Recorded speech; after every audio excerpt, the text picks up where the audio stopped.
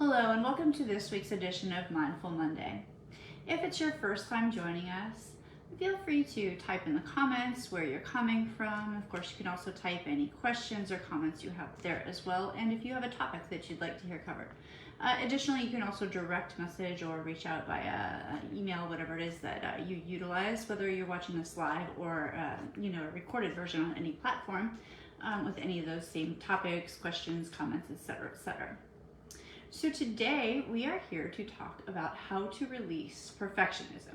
Oh, one other thing, if you do type mindful in the comments, again, whether it's recorded or live, I will follow up with a link after the recording, of course.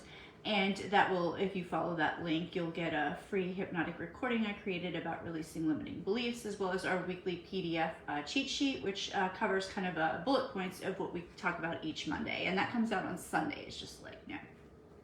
So again, we're here to talk about releasing perfectionism, and as well as Brene Brown's book, Daring Greatly. Once again, we're doing a kind of a 3-week series on some topics in there.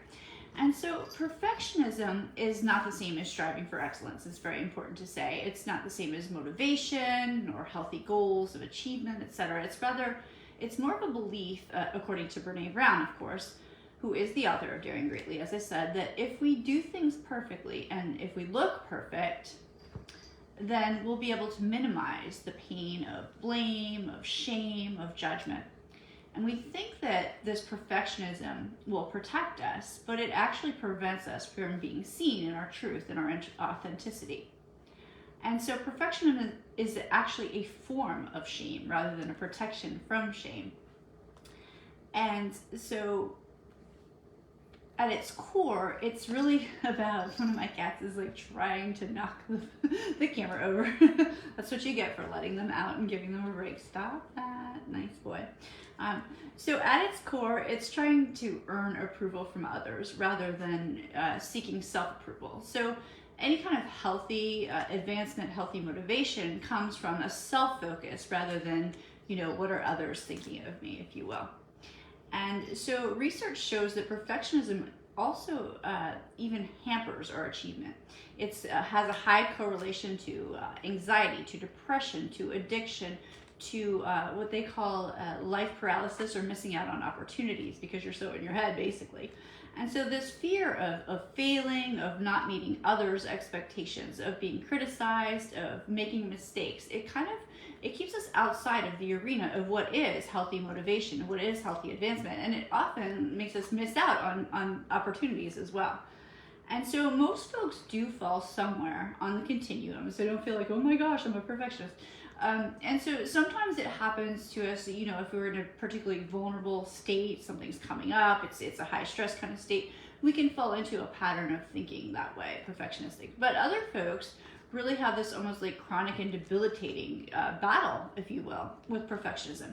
So we really want to just kind of watch where we are on that and just monitor it. And so besides that, what can we do? So we must move away from that feeling or that belief of what will others think mentality and move towards thinking, feeling, knowing I am enough on my own. I was born enough.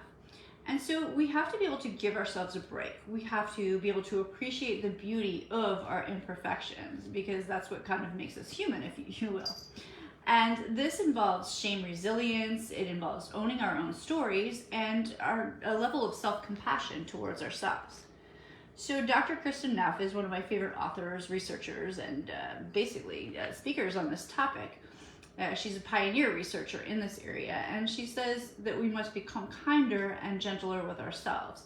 And she says there's 3 main components to overcoming, if you will, perfectionism. And so the first one is going to be self-kindness. And that's being warm and understanding towards ourselves when we suffer, when we fail, or when we feel inadequate. And what we don't want to do, we want to do that instead of kind of that berating ourselves, that self-flagellation, that self-criticism, where and it's the inner critic beating yourself up over and over again, reliving that and just giving yourself that same feeling of shame over and over again. The second component is to understand common humanity. And so basically recognize that suffering And feelings of personal inadequacy are a part of the human existence. It's a shared experience rather than something that is happening to me or to you. It's something that we all go through. So it is a common bond, and kind of opening up to sharing that and feeling that can be very healing as well. And then the third component that she really talks and speaks about, and we did do a previous Mindful Monday on some of her work too. It was a while back though. But the third one is mindfulness.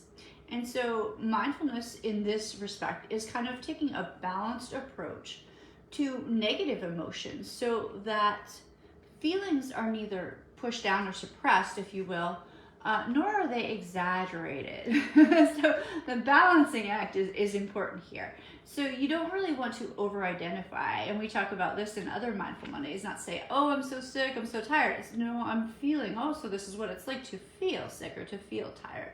So you're not going to let yourself kind of identify with or exaggerate that, because sometimes we do, just to express ourselves. So it's really about this balance, about this kind of mindfulness, about knowing exactly where you are, but not getting too wrapped up into it. Just kind of recognizing these feelings, whatever's going on, and know that, this is important, because we can't ignore our pain, our suffering, our inadequacy, and then have compassion towards it too. So if we're stuffing it down or exaggerating it, we're not really open to being compassionate, and then therefore building the shame resilience and healing ourselves. And so I love this one quote that's also in her book. It's by Leonard Cohen, and it says, "There's a crack in everything, and that's how the light gets in." So that's how we will end today. If there are no questions or comments, I hope you all have a wonderful day. If you're in Canada, happy Thanksgiving. If you're in the US, happy Columbus Day, and just happy Monday. Take care and see you all soon. Bye.